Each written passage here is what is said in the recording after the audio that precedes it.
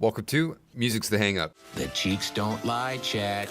Irresistibly planters. In this episode, we're interviewing a label, a Vaporwave and Future Funk one, Vape Tapes. Normally, I don't interview labels, but he was pretty persistent, and I wanted to give him a shot. We're going to be looking at how he runs his label and advice for starting a DIY label in our scene. You know Vape Tapes for albums like Hit Nuts by Vaporwave parody artist Saint Peanut, Roblox Wave by Cardian, and now Melonade will be releasing Dream Plaza on full 12-inch with Vape Tapes. So Vape Tapes is becoming larger in our scene. So let's get into the interview. All right, welcome to Music's the Hang Up. Today we have Vape Tapes on, one of our first labels. Go ahead and introduce yourself. Hi, I'm Vape Tapes. I'm just chilling here. Yeah, we're this little startup label, just kind of trying to get out there. So you're actually the first label we've ever interviewed, had on the show, so welcome for sure. There's a lot of Vaporwave and Future Funk labels out there. Why did you start a label? I started because of the whole, vinyl boom, and I just kind of thought that would be nice to help smaller artists get out there and because lads are kind of an easier approach to get a smaller run and kind of give a smaller artist a chance to get on a record. And is that what makes you different? You talk to the smaller artist? Yeah, that's what I try and do. So when starting a label, and especially with yours where you're mainly physical releases, how do you get those first few artists to sign up with you? What's the incentive that you give out that other labels don't? Kind of what I try and do is a lot of smaller artists, they try and jump for a Q-Rates campaign or something like that instantly, but I like to show that, especially if they're a smaller artist, that, if that campaign doesn't succeed, we can, guarantee you a release, and there's a lot more, personalization to it. Don't you worry about, because they're such a small artist, that maybe their vinyl won't sell out and you're going to be stuck with this huge collection of records? Although that's not the case thus far for you.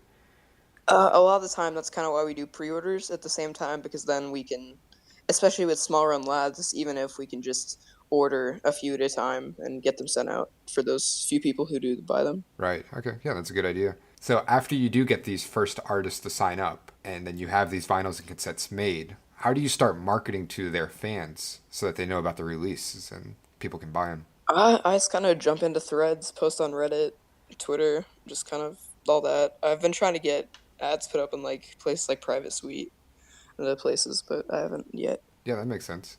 Another thing that I noticed on your social media is you kept on stating they're real, specifically to the Saint Peanut release. And then all of a sudden you had Mr. Peanut, the peanut brand company, respond showing support. What was that like? I kind of pushed their real thing because tons of people are commenting that just a meme lad from some label coming out of the blue just seemed really weird, and I just kind of wanted to prove that they were actually getting a tangible product and we weren't just some scam label or something. It was really kind of surreal seeing the Planters Peanuts just actually respond to it and stuff. They seem supportive, and yeah, I guess I just kind of retweeted it and got along with it and kind of used it more towards it. Did you see that helped? Yes, definitely, especially with Pad Shennington seemed to get with it a lot, and I kept retweeting those, and that seemed to help as well. Yeah, that's sweet. That's actually pretty interesting. A lot of people were worried that they were going to sue because of the the copyright of the image of the character, yet they come out and support it. So that's kind of cool on their part. I think that's interesting that they went that way with the Vaporwave artist, maybe because they know it's so small they don't have to worry about a threat for their brand. I don't know. It's a good marketing, I guess, idea for them. Outside of your Saint Peanut record, you've also sold out copies of Nightlife by Nostalgic Depressoin, and then also Roblox Wave by Cardian. Both of those were released on vinyl. And what else can we expect this year in the coming months? We don't really have much planned. One thing that is confirmed is the Sakura Lee Star Virgin box set vinyl releases. Because a lot of people, they had a big Q-Rates campaign that was really close to succeeding, but then it failed. So we're just trying to get that back up and working and stuff. So does that mean your label's looking for new artists to send their music over to you, or what's the status of that? Yeah. Submissions are open. Just send us a Twitter DM or something anytime. And what kind of music do you specifically look for, or what are you trying to support? Most experimental subgenres that we kind of look into. Just if it sounds good, I'll probably accept it, to be honest. And do you provide like a package of designing the album art and all that kind of stuff, or do they have to bring that along? I try to when I can, but I'm definitely not the best at that. No. Part of running your label, you're getting vinyl from somewhere. What services are you using? I'm using at the moment white noise vinyl. I know that Stratus Recordings uses them at the moment, but pretty much any you can just Google lath cuts on Google, and you can normally find something pretty simple that works for your price range, or if you want like colors or whatever Mhm. suits your needs. And you released a cassette version of Saint Nuts. Did you dub that yourself?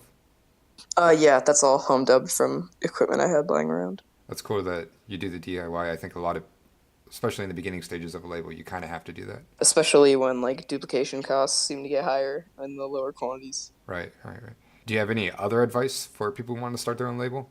Yeah, just kind of push that DIY approach that you can when you can, because that duplication just gets really expensive. And what about the labeling? How do you do that? You can just buy sticker labels on like Amazon or something and just print them out on any printer. And then the J card, same thing. Same thing, but try and get some of that like glossy photo paper. That seems to work better. And what kind of printer are you using? I'm just using this like generic HP one. It seems to do the job, I guess. Yeah, I think that's all good advice if someone's interested in starting their own label, especially on the DIY side of things and the process of making that. So thanks for that kind of information.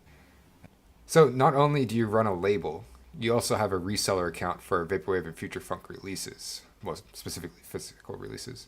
A lot of people don't really like resellers or scalpers because, they say they're upselling the prices. Yet you say you're not doing it for the money. How are you doing things differently?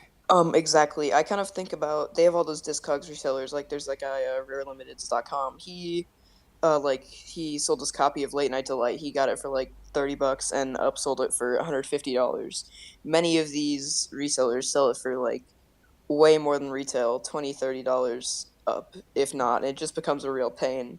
We try and do like $10 or less just to cover like we barely make like $5 off of each release just to keep the site up and running. Hmm. So where are you finding these vinyls that you're able to resell them? We just try and contact labels and artists and see what works, and just like get them for wholesale prices, like a few dollars under retail normally. And what have you resold so far? Resold so far? We got a bunch of stuff from Old English Spelling Bee Todd, which hasn't sold well at all due to the high prices he kind of scammed me on them for. But we have copies of Skylar Spence's Prom King, formerly Saint Pepsi, and some of the Blank Banshee and Shinjuku Mad releases. Ah, I see. So you're saying that he scammed you because the price is too high and you can't sell them for that high? Or what do you mean? Yeah, he sold them to me for like $69.99 a piece, which is, pretty high for a retail release. And then even then we have to add like $5 or $6 onto that just to sell it on the site and get the fees. So Right. Well, I guess the only reason why I'm asking is because scam kind of seems like a harsh word. If you accepted to those prices, isn't that more your fault? good point. I don't know, but it kind of just kind of that's how Old English Spelling Bee Todd is with all the controversy about him. Like, to be honest, I'm kind of trying to maybe return them or something at this point because we haven't sold any, and I'm kind of have a suspicion that they're actually just like copies that were supposed to be shipped to buyers like years ago that just never were, and he's just been reselling them. I see. Well, yeah, the good and the bad. I guess if people do want that record, you guys do have it available. So I guess Yeah. going back to you running a label, if you had tips for someone who wanted to start their own label and specifically with physical releases, what kind of stuff would you tell them? To be honest, we don't really feel that different from any other label. Just I recommend to start with cassettes, as you can dub those easily at your home, and just like if they don't sell, you can just redub them and turn them into something else if it doesn't sell. But just try and look through each and every submission that you get and try and see what sells and doesn't, and just give every artist a chance. And so you started this label because you said there was a vinyl boom, but did you like have a love or interest at least in vaporwave when you first started? Yeah, I've been interested in it since like a while ago, last year, or not last year, but like, but yeah, beginning of last year. And what got you into the scene? Pretty much the generic floral shop, St. Pepsi, Blink Banshee, like stuff that everybody kind of gets into it from. And what are you listening to now? I just try and, look through and find smaller artists and see what sounds good to me and just, maybe buy a digital of it or something. See what sounds good. All right, I think we're starting to wrap it up. Do you have any last words? Anything you want to say to your fans or artists? Just try and look into those smaller artists, sort by new on Bandcamp and stuff. All right, and where can people find you? Vapetapes.bandcamp.com and twitter.com/vapetapes. All right, man, I think that wraps it up. Thanks for coming on the show and talking with us. Yeah, anytime. Thanks, Vape Tapes, for contacting me about coming onto the show. It was interesting to get a label's perspective when we normally talk to artists. Hopefully that gives you a little more details on how you can start your own DIY label for our scene. In the background, we have the song Cruise Control from the album Nightlife by Nostalgic Depressoin.